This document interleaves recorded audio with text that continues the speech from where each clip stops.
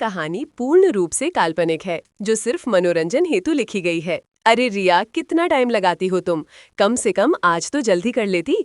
पता है ना, आज वो दिन है जिसका हमें सदियों से इंतजार है। पूजा झुंझलाते हुए रिया को डांट रही थी।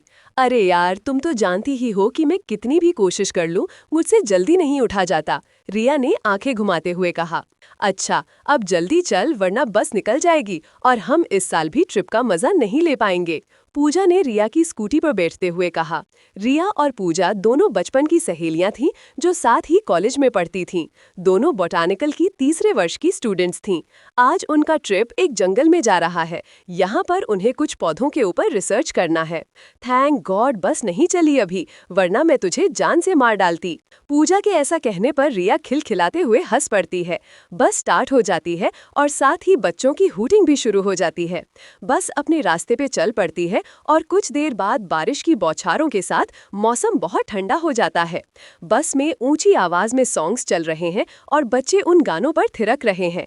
पूजा भी इस सब में शामिल थी, लेकिन रिया अपने कानों में ईयरफोन लगा के मेलोडियस सॉन्ग सुन रही और खिड़की से बाहर की प्रकृति का आनंद ले रही है।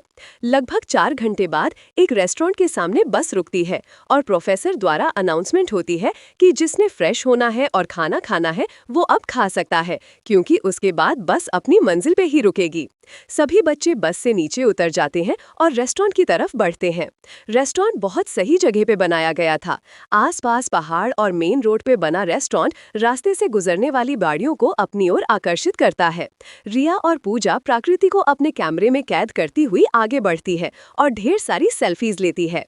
उसके बाद दोनों घर से लाया हुआ खाना खाती है। अब बस चलने का वक्त हो गया था, लेकिन बस चढ़ने से पहले दोनों सहेलियां कुछ चिप्स और कोल्ड ड्रिंक्स लेने काउंटर पर पहुंचती है। कहाँ का ट्रिप जा रहा है बेटा जी? काउंटर पर बैठी 50 वर्ष की महिला ने बहुत प्यार से उन दोनों को पूछा।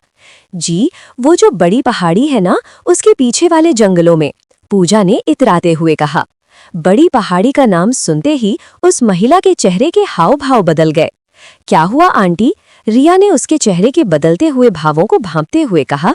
कुछ नहीं बेटा, भगवान भोलेनाथ तुम्हारी रक्षा करे। वो औरत अपने गले में पहने भगवान भोलेनाथ के लॉकेट को पकड़ते हुए बोली। इससे पहले कि रिया कुछ बोल पाती, बस की विसिल बज जाती है। अम्मा क्यों इतना परेशान हो रही हो? उस बड़ी पहाड़ी के हादसे को वक्त हो चुका हूँ, अब वहाँ कुछ भी नहीं होगा पहले जैसा। पास खड़ा लड़का, जो शायद उस औरत का बेटा था, उसने अपनी माँ को परेशान देखते हुए कहा।